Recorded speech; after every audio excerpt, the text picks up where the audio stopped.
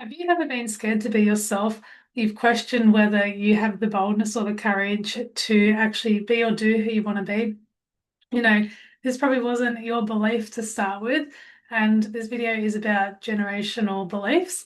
And if you've ever had that belief that you have to play small to be safe, then this video is for you. I'm talking today about how to release that and the way that we can tell if it's a generational fear is it's something that we've had for a very long time. And generational fears are because of the emotions that we've seen being raised by people who have raised us. We witness their emotions and their behaviors. So, and then we've taken that on to be our own. And that's how the generational fear was created because we've seen it in our upbringing and we've taken it on as our own. So, this video today, I'm going to give you 3 ways that you can release fear out of your being today so that you can go and create what you want to create. My name is Vicky Lord, and I help women every day to find their brave so you can live a relaxed life because it's way more fun when you're relaxed and free. So let's dive into this. If you've ever thought to yourself, I need to be careful, or don't speak up so you don't rock the boat, or you want to stay small so no one gets hurt, um, or that you believe that the dream won't come true because you're not worthy of it.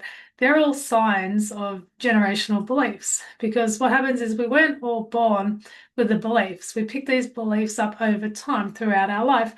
And if we don't become really clear on the beliefs, then we won't get really clear on where we're going. We'll let these beliefs keep working around in the background, guiding us, instead of choosing really powerful ones that will guide us. So, one of our superpowers is that we can choose and believe. So, it shows up, if you do have a generational belief, it shows up in, got some ways here that it shows up in overthinking. So, if you have a decision, and you just can't make a clear decision. You just overthink and overthink until you make no decision or you ask somebody else what it should be. That's a sign that there's a belief in the background working.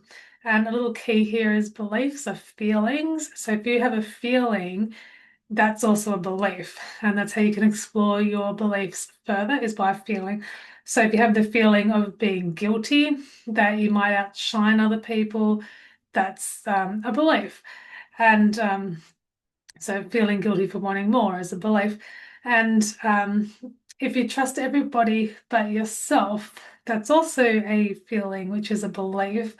And feeling like your desire is unsafe or unworthy, or it's not to be top priority, that's also a belief. And what I want to go through today is the 5 beliefs that do keep women stuck from moving forward. Because one of the great things about life is if we think of life as like a bridge. So on the left, we've got the stuck self, we cross over the bridge, and we've got the free self. We can free ourselves from these beliefs, and all we need to do is identify what has kept us stuck, and then we go and we follow the path to freedom. So the 5 beliefs that normally keep women stuck is one is the first one, if I speak up, something bad will happen. And this belief was created because somewhere in your past you witnessed somebody who was raising you, a caregiver or a parent, and they were in a state of conflict. So the way that they stayed safe was to not speak up. And that was a learnt fear. And so if you have trouble speaking up, it's because you learned that in your growing years that speaking up equals conflict. The next one is that I shouldn't want too much. And this is where you're taught to be grateful. So if you think about your life, it's like, thank goodness you have a roof over your head. So you're grateful that you have a roof over your head. And then you're trained not to think bigger and grander because you're grateful for now. But I want to tell you today that it's okay to be grateful right now that you have a roof over your head, and it's okay to still have the desire for more. You can have a balance there of gratefulness and happy to be able to want more. So, and then the third one is that it's safer to stay the same. And so you survive so you don't rock the boat. You're not going to change so you don't rock the boat. When I first started traveling the world, my friend said to me, she said, "Oh, don't change." She was really worried that I would change my personality and become somebody new when I first started traveling. And so my first initial thought that was in my mind when I was traveling was don't change, because I was going to entrepreneurial conferences and business conferences and I was studying marketing and I found it fascinating. And the biggest thing that she was worried about was that I would change into like a mean, sleazy marketer or something like that. And so that challenged me at that stage. But then I realized that growth is this amazing part of life and we should change in a way that's positive. It doesn't have to be a negative. The tree doesn't stay that small forever. It grows into this big, beautiful tree that gives the birds shade and the animals on the grass some shade. And so it's okay to change. You just don't want to do it in a way that hurts other people and it's really flourishing for yourself. And so I challenged that when she said to me, don't change. I'm like, I'm changing for the better. So you don't have to stay in survival mode. You can change and be not hurt anyone in the process. The next one is my needs don't matter. And this is because you've probably witnessed someone in your childhood that has had to hold the whole family together. It's all stuck together and let's hold it here. And so that's created the the visual sensation in you that their needs didn't matter, so then your needs don't matter. So it's really important that you become aware of where you pick these up through life, not to hold on to them, so you can let them go. So if you're finding this useful, you can subscribe for some more. And then the last fifth generational fear is I'm responsible for other people's feelings. And this is if you tried to keep other people safe. I know in my past I tried to keep other people safe from being hurt. So then I felt like I had to take it on myself so they wouldn't be hurt. And if you're constantly holding other people's feelings, then you got to allow them also room to grow instead of trying to protect them their whole life. They've got to have their own life learnings, and then you can set yourself free as well by realizing that your feelings are valid as well. And so this brings me to the three tips to fix this and to let go of the generational beliefs that you may have inherited or the generational fears that you've picked up along the way.